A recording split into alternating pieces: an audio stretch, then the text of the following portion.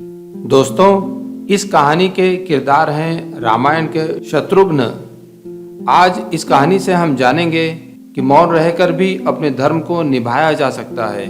रामायण की सुंदरता यह है कि इसमें बड़े भाई हैं, छोटे भाई हैं और जुड़वा भाई भी हैं, जो आपस में एक दूसरे के प्रति अनंत प्रेम और सम्मान रखते हैं। लक्ष्मण और शत्रुघ्न दोनों जुड़वा हैं, माता सुमित्रा के पुत्र हैं। अपनी माता से ही उन्हें सेवा भाव का गुण मिला। सामान्यतः छोटों को परिवार में बड़ों की अपेक्षा ज़्यादा आराम मिलता है, पर लक्ष्मण और शत्रुघ्न अपने बड़े भाइयों की सेवा में अपना जीवन समर्पित करते हैं। लक्ष्मण बालपन से ही श्री राम की सेवा में रहे और शत्रुघ्न भरत की। दोनों एक दूसरे के बिना नहीं रह सकते थे। दोनों छोटे भाई अपने बड़े भाई की आत्मा जैसे थे। रामायण में शत्रुघ्न के बारे में बहुत जानने को नहीं मिलता है, क्योंकि उन्होंने जो भी महत्वपूर्ण जिम्मेदारियों को निभाया, मौन रहकर निभाया। शत्रुघ्न का चरित्र अत्यंत विलक्षण था। वे मौन सेवाव्रती थे। बचपन से भरत का अनुगमन तथा सेवा ही इनका मुख्य व्रत था। जिस प्रकार लक्ष्मण हाथ में धनुष लेकर राम की रक्षा करते थे, उसी प्रकार शत्रुघ्न भी भरत के साथ रहते थे।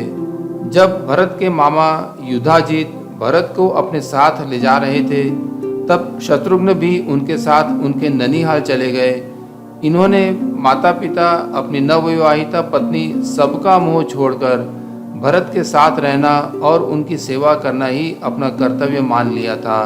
भ्राता प्रेमी शत्रुघ्न अपने अन्य भाइयों के समान ही राम से बहुत स्नेह रखते थे। जब भरत के साथ ननिहाल से लौटने पर उन्हें पिता के मरण और लक्ष्मण सीता सहित श्री राम के वनवास का समाचार मिला, तब इनका हृदय दुख और शोक से व्याकुल हो उठा। उनका एक और नाम था रिपुदमन। बाल्यावस्था से ही उन्होंने परिवार में बड़ों के प्रति आदर और विनम्रता के मूल्यों को सीखा था। भरत जब श्री राम की पादुका को सिंहासन पर विराज कर उनकी तरफ से शासन व्यवस्था संभाल रहे थे, तब उन्होंने माताओं और राजमहल की देखभाल शत्रुघ्न को सौंप दी थी। माताओं को सांत्वना देने की सबसे बड़ी जिम्मेदारी सबसे छोटों की होती है, जिसे शत्रुघ्न शांत होकर निभा रहे थे। भरत बहुत ही विक्षुब्ध थे, इसीलिए शत्रुघ्न सदैव प्रयासरत रहते कि उन्हें कोई और बात की परेशानी न हो, जबकि वह स्वयं अपने भाइयों से अलग होने के कारण उतने ही क्षुब्ध थे।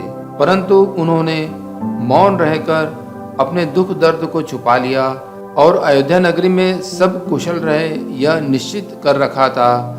मौन रहकर उन्होंने ये दिखाया, परिवार की कठिन परिस्थिति में परिवार को सभी ओर से मजबूत बनाए रखना छोटों की जिम्मेदारी हो जाती है, और ये सब मौन होकर किया जा सकता है।